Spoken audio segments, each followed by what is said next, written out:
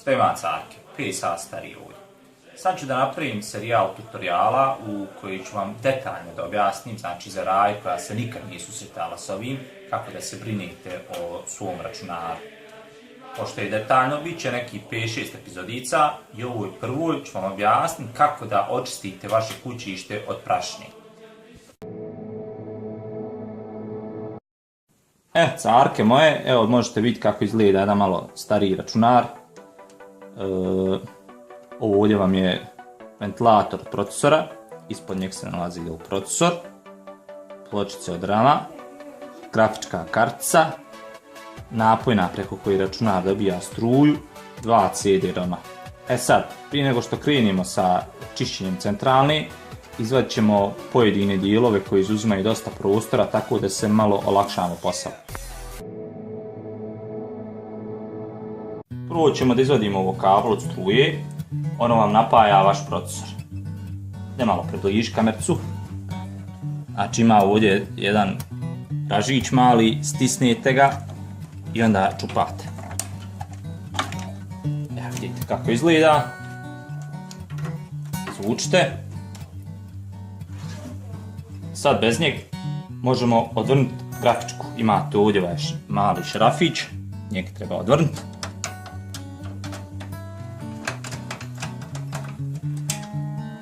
I kad ga odvrnete, ovdje na vrhu grafičke imate ko malu kvakicu neku, plastičnu, koju kad pritisnete malo se grafička popne i onda je možete izvaditi bez da je oštetite. Sad možemo izvaditi, oslobodili smo da izvadimo i RAM, vidite ove ovdje polugice ko male, pritisnete, ima i s druge strane, pritisnete, izlazi na pločica. Isto radimo i sa drugom pločicom.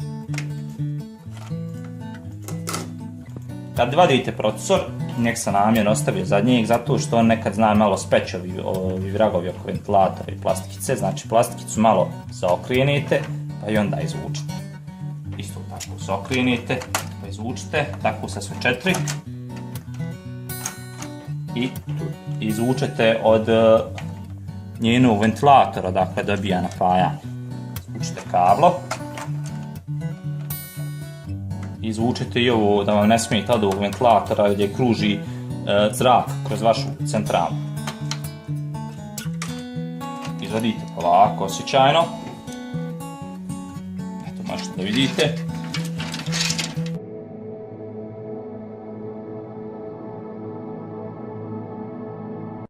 Ovo ovdje vam je procesor. Ovaj limić ne samo da služi kao zaštita, već vam služi i kao sredstvo da ustabili procesor da stoji stabilno. Vi vidite da preko mog procesora ima kao nekakva pastica. Ta ista pasta se nalazi i na mom hladnjaku.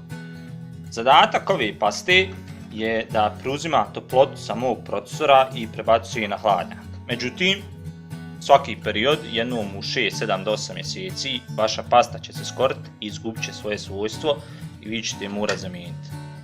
Da izvadite procesor, ovaj komad željeza pritisnite dole, povučete i vratite van.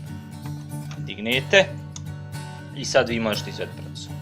Procesor nije teško izvaditi, samo mora biti pažljivo, osjećajno. Vidite kako izgleda iznutra. Očistite, znači kad nalijepite novu pasticu, ovo ponovo vratite i ovo željezo kad vraćate, vidite da ovdje ima šarafić. Znači željezo kad vratite, ono mora naleći ispod ovog šarafića. Ako ovo pritišete, samo malo ovaj praci što ima da obršimo. Kako ovo vraćate, vidite kako limić nasjeda i ovo samo opet da vratite. Sad, jedna od bitnijih stvari, znači onima kojima je stradao sistem da ga ne mogu nikako butat, na vašoj matičnoj mora biti ispisano njeno ime. Evo ga na mojoj, Asus P8Z68VLX.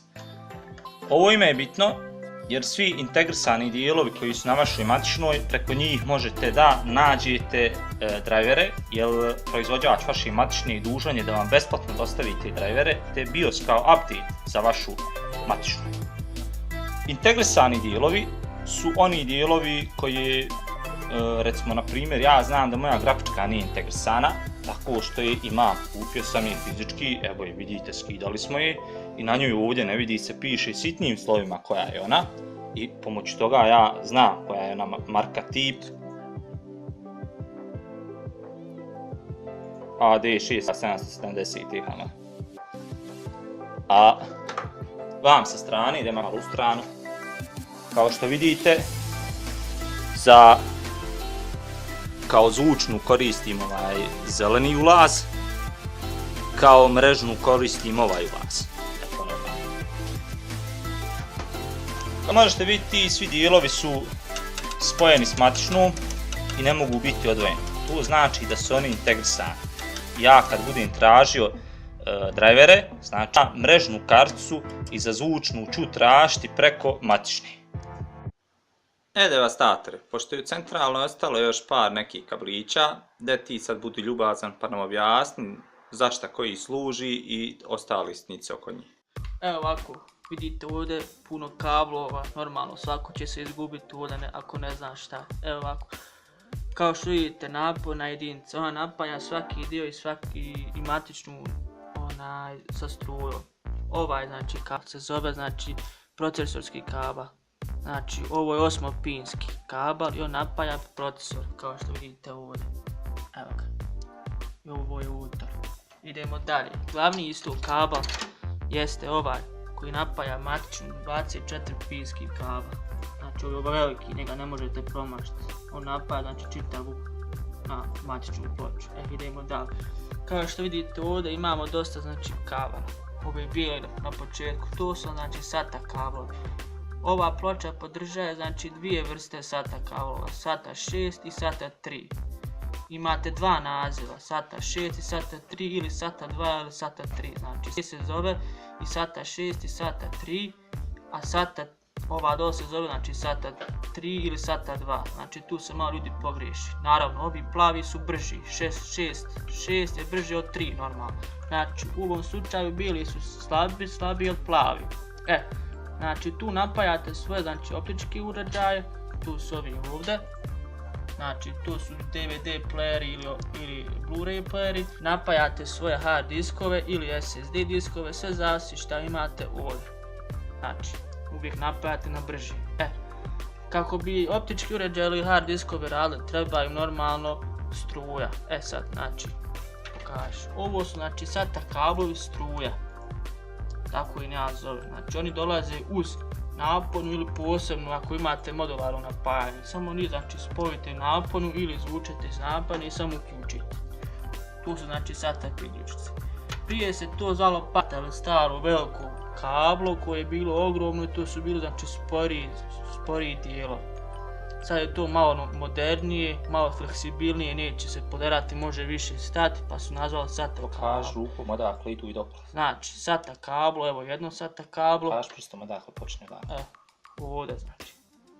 Ide znači do optičkog uređaja. Ovo drugo SATA kablo.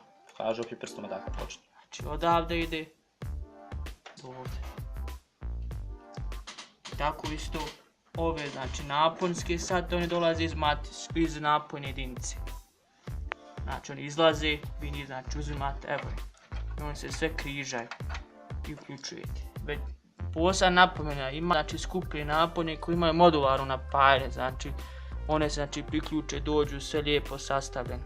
Ovo je malo starije napajanje pa je tu sve zajedno, ajmo reći, zgusnuto, a sve to znači.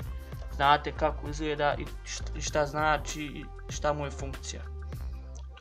Ne pokaži kako se skida i kablo. Znači, ništa šta god znači radite ne smijete znači silu.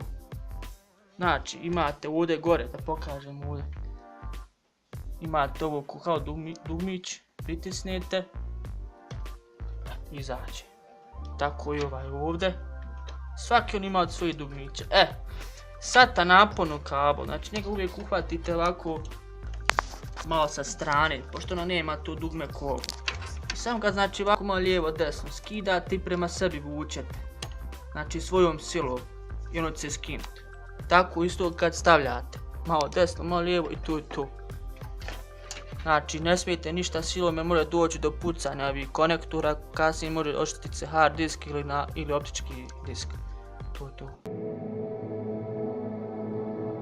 Kao što vidite, kad smo sve dijelove sklopili, ovo kablo smo uklopili predzadnje, a ovo smo uklopili zadnje, od ventilatora i od struje za procesor. Zašto? Vidite kako ovo kablo, iako je kućište položeno, blokira ovaj drugi kablić od prilaska procesoru. I kako smo ovu kablo od kulera procesora, kako pravi ovdje preko rama ide u struju. To iz razloga da kad upalimo računar i stane ovaj ventilator da radi, da osiguramo da nam nijedan kabel ne može prići do njega i da nam ga ne isječe. To je to.